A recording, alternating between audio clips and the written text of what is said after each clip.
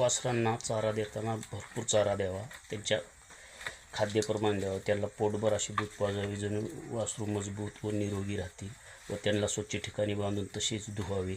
तसेच त्यांना जास्त सूर्यप्रकाश द्यावा. वासरांना खाद्य जसे गरजेचे त्याप्रमाणे त्याच्या आईची गाईची दूध जास्त दिले म्हणजे वासराचे आयुष्य वाढते, वासरू मजबूत स्ट्रॉंग लवकर बनते.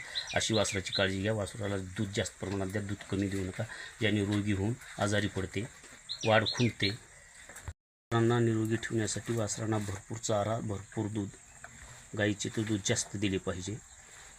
गाईला वासरांची म्हणजे गाईची दूध जेवढे जास्त प्रमाणात दिले तेवढे रोग प्रतिकारशक्ती वाढून अशा प्रकारे वासराचे पालन आणि जतन संवर्धन केल्याने फायदा होतो आणि वासरे लवकर मोठी होऊन नफा होतो. त्यांना भरपूर प्रमाणात दूध, सूर्यप्रकाश, मोकळी हवा, खेळती व्यायाम द्यावा. वासरांना मोकळी हवा दिलेली फार चांगले.